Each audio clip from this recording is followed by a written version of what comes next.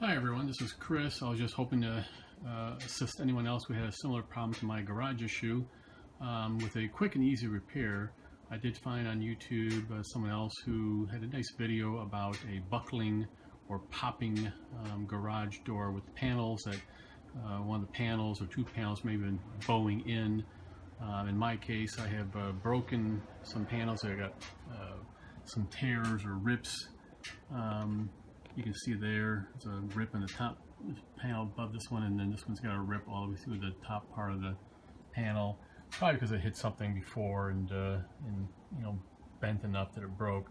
So the person who showed the video was adding one of these reinforcement bars. You see this big long, this is a 16-foot long reinforcement bar that goes along the top panel, and they put another one of those along the entire length of the panel that they were having a problem with. Well, I looked at it and actually thought a shorter bar, cheaper bar, easier to put together bar might be able to do the same function. And I found these 8-foot long, what they call slotted angle, some sort of metal bars that are available at Home Depot. They're 8-foot length. They're about $31 a piece. I may not have needed two of them, but I figured I might as well reinforce both panels, and it's, you know, a cheap fix. And what was really great is the fact that all I needed to do was unscrew the bottom screw on the bracket at this point. And when I did that, I put the bar at the farthest hole and then loosely put the screw back on, not tightened all the way yet, because the bar then was hanging down, pivoting from that particular joint area with that screw bolt in place. And then while it was hanging, you know, on the ground being supported there, I unscrewed this next bolt, took that bolt out, and then unscrewed the third bolt down here, this sheet screw. I unscrewed that one, and then I just pulled, you know, I just rotated this bar up from that pivot area it was being held at. I brought it up to the level where I need to mount it where the screw hole was from where I took the sheet metal screw out.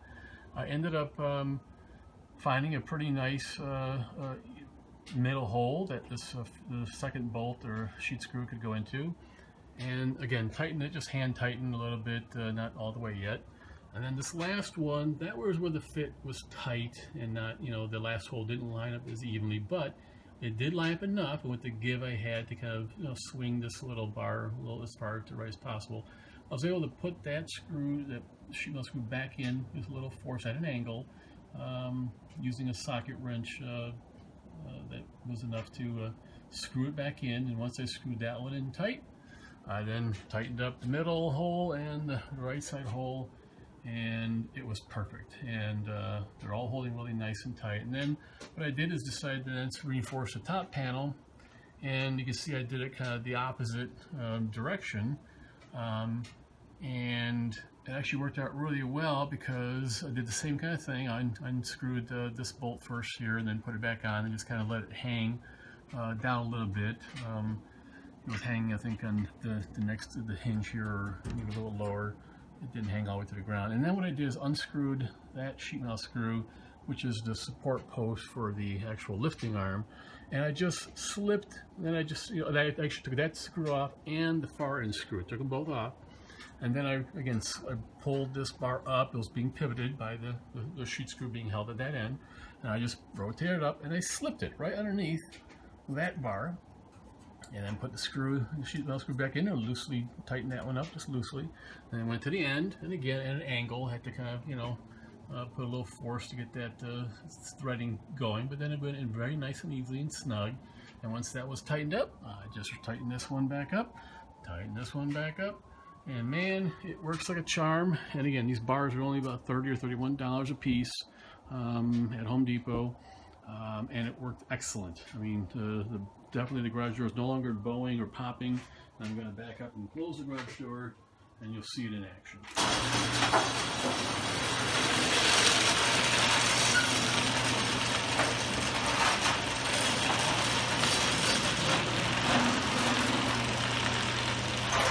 No bowing, no popping. Works great. My My garage door just squeak a little bit, but that's normal. It's a screw type garage opener.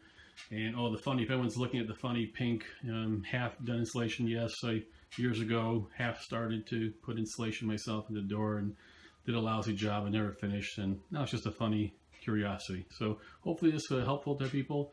A cheap, easy, fast fix. Oh, it only took me 10 minutes. Literally took me 10 minutes to put both bars on and solve my door crisis. All right, good luck.